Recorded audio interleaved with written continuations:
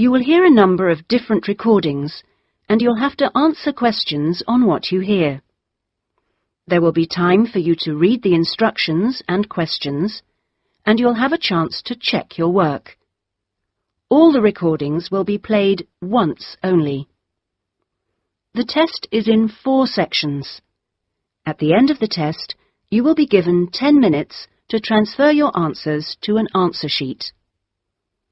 Now turn to Section 1. Section 1. You will hear a man telephoning a library to find out about joining. First, you have some time to look at questions 1 to 5.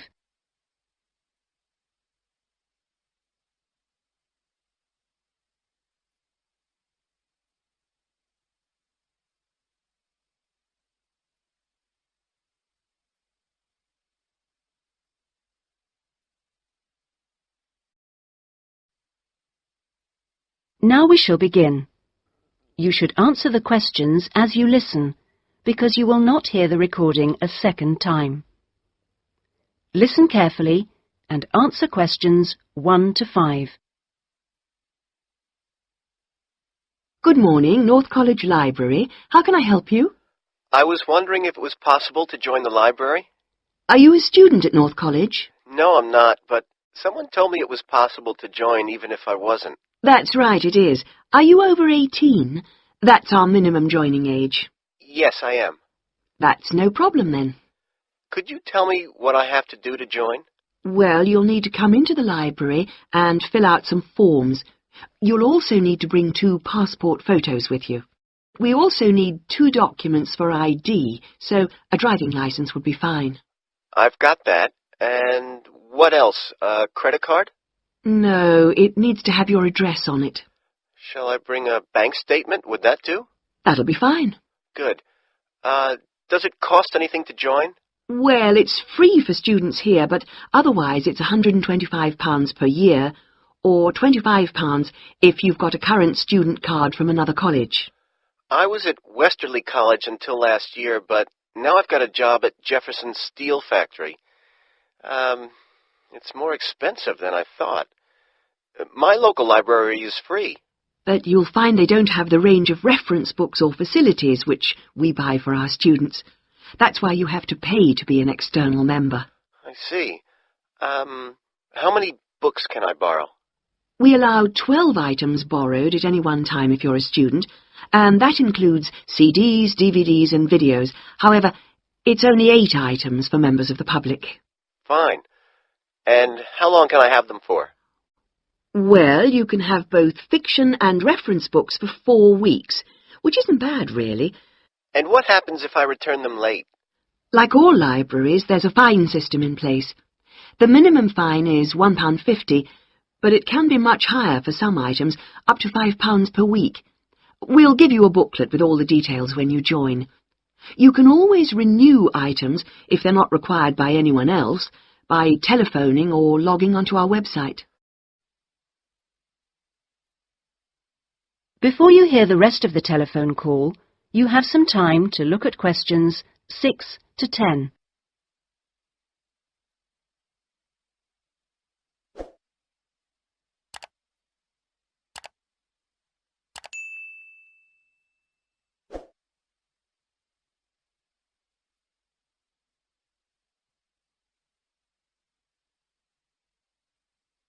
Now listen and answer questions 6 to 10. What about the computers? Can I use them free of charge? For college students it's free, but for external members like yourself, the first hour is free, and then we make a nominal charge of £1 per hour thereafter. Do I have to book in advance for them? Oh, yes, it's advisable. Most people tend to book 24 hours in advance, although sometimes you can get one with only 6 hours' notice.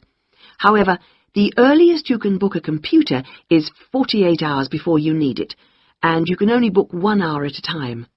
If no one else has booked the computer out, then you may be able to have another hour if you want. We have a wide range of databases, so the computers are in great demand. I'm thinking of doing some writing, and I might need to access national newspapers. Do you have them on these databases? We do indeed. We've got all the big nationals, The Guardian and The Observer, The Independent, and The Times and Sunday Times. We've also got all the local papers and a wide selection of magazines. Excellent. I assume you have photocopying facilities? Of course. 5p a sheet for both A4 and A3 black and white copies, and 40p a sheet for colour. You can get a card from the counter here. It doesn't take coins. Okay. Oh, by the way, another thing I was wondering about was if you ran any writing classes through the library. We do, but you'll have to speak to John Grantingham about that. He's our resident author. He runs the creative writing classes. John Grant... could you spell that for me, please? Certainly. Grantingham.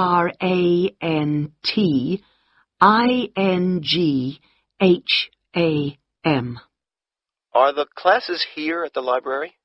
Yes, he's here on Thursday evenings. Oh, no, sorry, Friday. He's just changed it. You can contact him by emailing the library. Okay. Right. Well, that's about all I need to know. Thank you. I'll be along later this week to join. Thanks. Bye. That is the end of section 1. You now have half a minute to check your answers.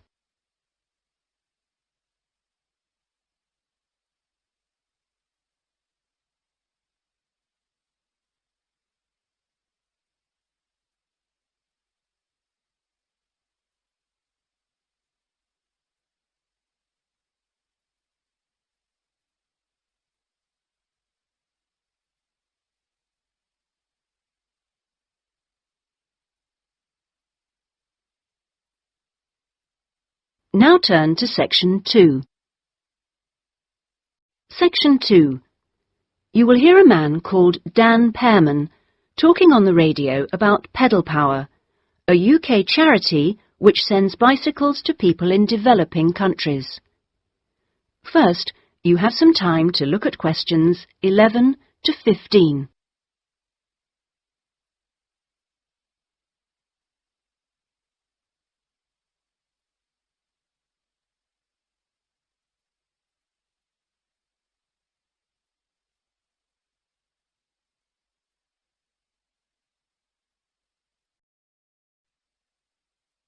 Now listen carefully and answer questions 11 to 15. My name's Dan Pearman, and I'd like to talk about the work of Pedal Power, a small charity based mainly in the UK. I'll be giving our contact details at the end, if anyone would like to find out more about how to support us. But first, how the charity began. I got the idea of exporting bicycles to developing countries while I was in Ecuador. I went there in 1993, just after graduating from university. After 3 years of studying, I wanted adventure. I loved travelling, so I decided to join a voluntary organisation and was sent to Ecuador to carry out land surveys. The project came to an end after 5 years, and when I returned to the UK in 1998, I started planning Pedal Power. Where I lived in Ecuador was a very rural area. My neighbour had the only bicycle in the village, whereas everyone else walked everywhere. My neighbour's business was unusually successful, and for years I couldn't understand why. Then I realised having a bike meant he could get where he wanted to go without much trouble.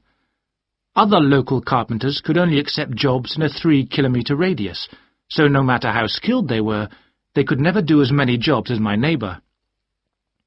At Pedal Power, we collect second-hand bikes in the UK and send them to some of the poorest regions in the world. When we distribute bikes overseas, we don't give them away for free. We'd like to, but long-term that doesn't really help the local economy. The demand for bikes is enormous, which makes them very expensive locally. So we sell them for 5% of the normal price. But in order to continue operating, we need to have a constant supply of bikes which we send out every 6 months. One example of a town that's received bicycles from Pedal Power is Rivas. It was the first place I sent a full container of bicycles to. Most people there now own a bicycle. The local economy has developed so much you wouldn't recognize it as the same place.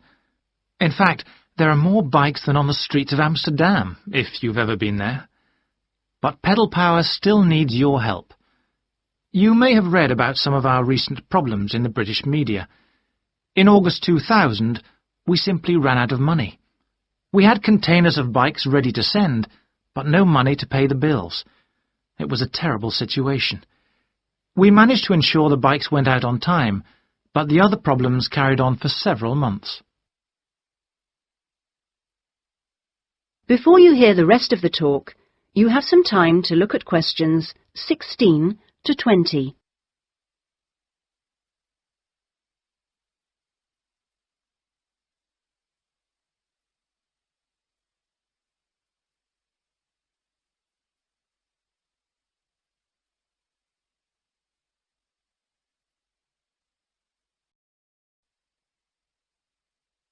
Now listen and answer questions 16 to 20.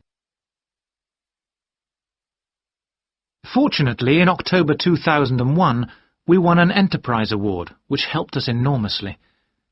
We invested 15 of the £75,000 prize money to help secure our future. Winning the award helped raise our profile, and the money enabled us to pay all our shipping costs, which represent our greatest expense. Pedal Power changes lives. When someone gets a bicycle from us, they see a 14% increase in their income. We're currently looking to invest in computers so that our office staff can do an even better job. Because of our work, people in a number of countries now have a better standard of living. So far, we've provided 46,000 people with bikes.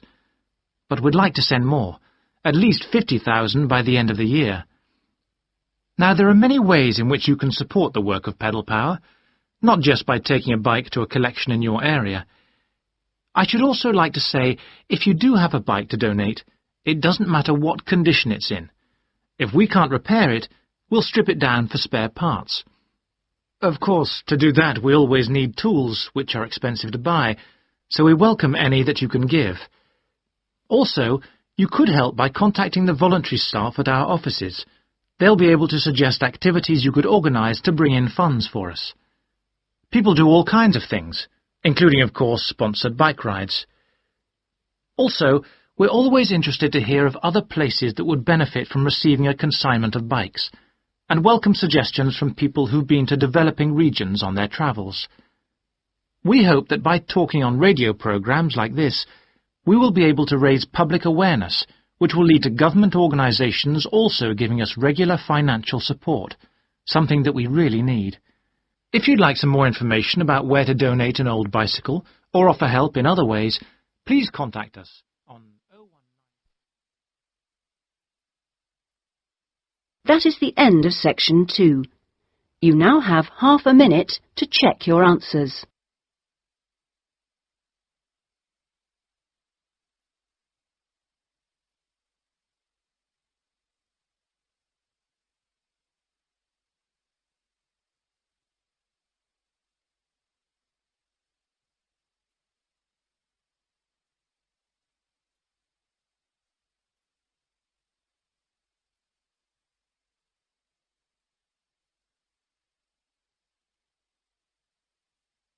Now turn to section 3. Section 3. You will hear a discussion between a college tutor and two students, Christina and Ibrahim.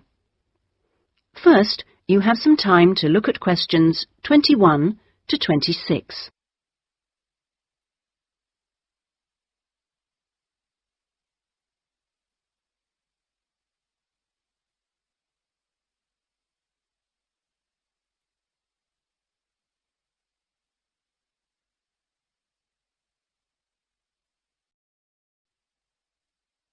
Now listen carefully and answer questions 21 to 26. First of all, I'd just like to say, Christina and Ibrahim, that I really enjoyed watching your video about student life last week. And I could see that the rest of the group did too. You did really well, and I hope that you got a lot out of it. I'd like to use this tutorial as a feedback session where you reflect on the experience of doing the project. So, Christina, I was wondering, what did you enjoy most about making the video? I liked using the camera. Is it the first time you've operated one like that? Yes, it is. Well, the results were very good. Anything else? I also enjoyed visiting one of the British students we filmed. I'd never been inside a British home before. Okay, Christina, thanks. What about you, Ibrahim? What did you enjoy? Well, for me, it was a very good chance to get to know students who are on other courses, because everyone in our group is studying English, and we don't usually have much to do with the rest of the college. Yes, good. Do you think you'll maintain the contact now? Well, I hope so. I've invited 3 of them to have dinner with me next week. Great. If you haven't decided what to make yet, I can tell you they'll love trying Arab dishes. And, of course, it's good for your English, too. Christina, what did you find? What was the most useful aspect of the project from the point of view of the English practice? I think when we were being shown how to edit the film, we had to follow the instructions, and that was very good practice for me. And I also learned some technical words that I hadn't heard before. What about you, Ibrahim? What was the most useful for your English? It was listening to the British students, because they don't speak as slowly as most of the tutors on our course. I think they speak at natural speed, so it forces me to get used to it. And they use a lot of slang. So you learned some new words which will be useful? Yes. Good. I'm glad it helped. Well, we've talked a little bit about enjoyment and about language practice. Were there any other benefits? What else did you feel you'd learned from the project? Was it useful in other ways? Yes, well, firstly, I learned how to use a video camera, and also I think I really learned a lot about working together with other people. I've never done anything with a group before, and we had to find ways of cooperating, and compromising, and sometimes persuading people when they don't agree with you. Yes, that is a very useful experience, I know. Before you hear the rest of the discussion, you have some time to look at questions 27 to 30.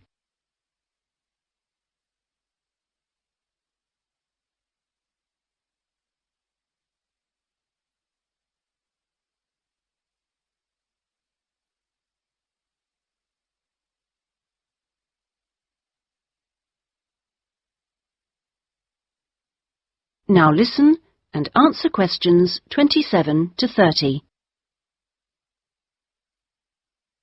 What about you, Ibrahim? Well, I think I learnt a lot about how important editing is. When you're filming, you think that everything's going to be interesting, but in fact we cut around half of it in the end, and then it was much better. Good. Well, one last thing I'd like to ask. What mistakes do you think you, as a group, that is, made?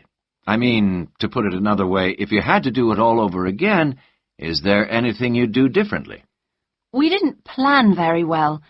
For example, we didn't decide on dates when we'd complete each separate step of the project, and we should have agreed about that in the beginning, because we were always late with everything. Right. Anything else? I think we should have tried to experiment more with the camera. I mean, with angles and the focus and that kind of thing. So you should have been more ambitious. Do you agree, Ibrahim? Not really. In fact, I think we were too ambitious. We were inexperienced, and we didn't have a lot of time, and we tried to do too much, to make a long film. Next time I would make a shorter one and try to get the quality better. Well, that's very interesting. Next semester we will be doing another video project with a different content, of course, but you'll have an opportunity to put into practice what you've learned this time. Do you have any ideas about a different... That is the end of section 3. You now have half a minute to check your answers.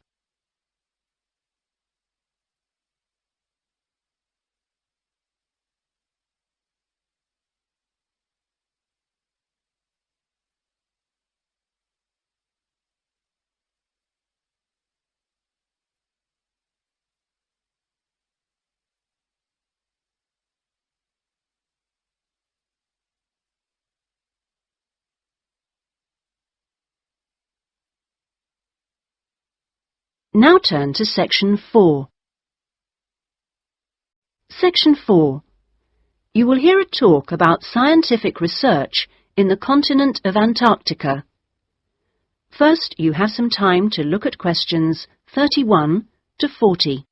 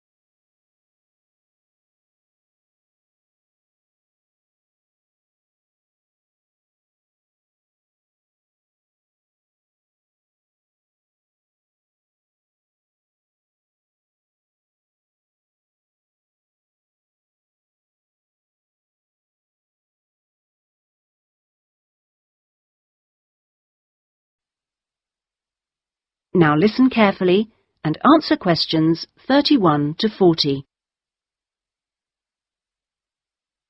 Tonight I'm going to talk to you about that remarkable continent, Antarctica. Remote, hostile, and at present uninhabited on a permanent basis. For early explorers, it was the ultimate survival contest.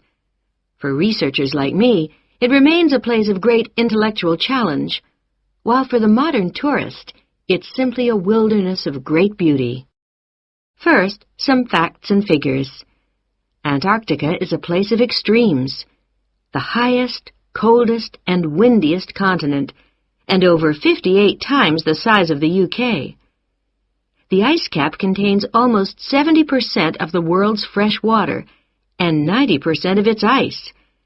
But with very low snowfall, most of the continent technically falls unbelievably into the category of desert.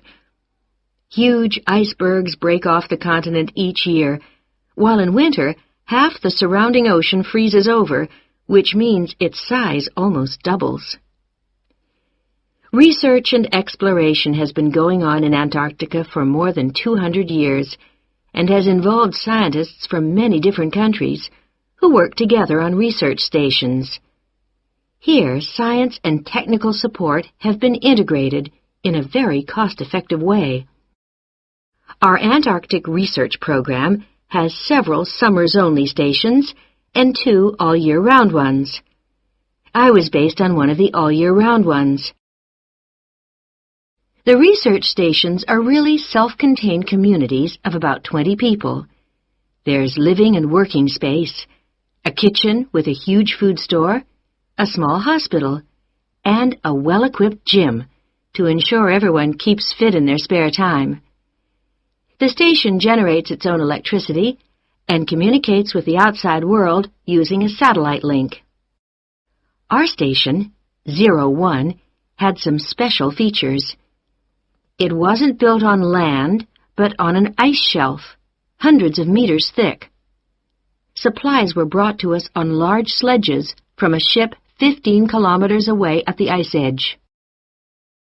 Living in the Antarctic hasn't always been so comfortable. Snow buildups caused enormous problems for 4 previous stations on the same site, which were buried and finally crushed by the weight. Fortunately, no one was hurt, but these buildings became a huge challenge to architects, who finally came up with a remarkable solution. The buildings are placed on platforms, which can be raised above the changing snow level on legs which are extendable.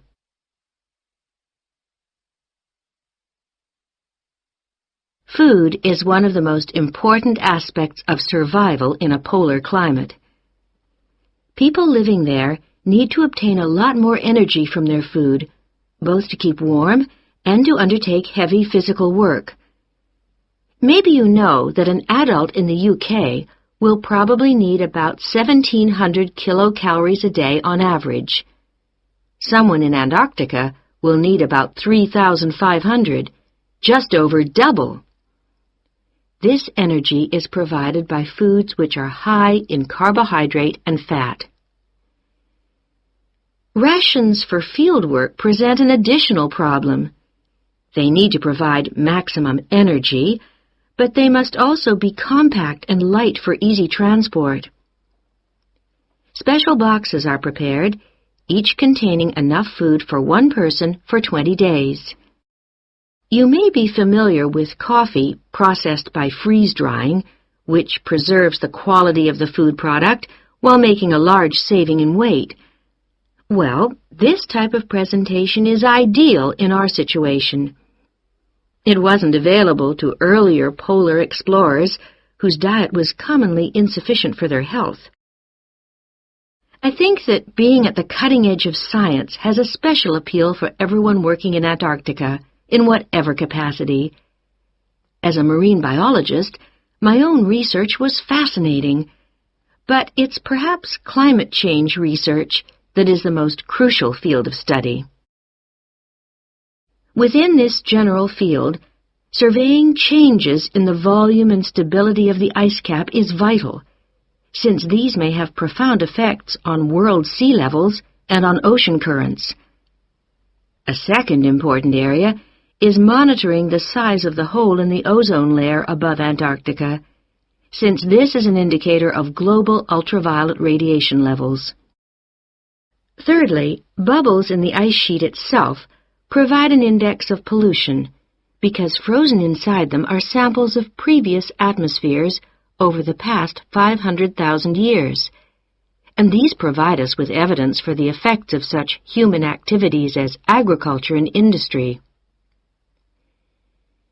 There are an increasing number of opportunities for young people to work for a period in Antarctica, not only as research assistants in projects like mine, but also in a wide range of junior administrative and technical positions, including vacancies for map makers.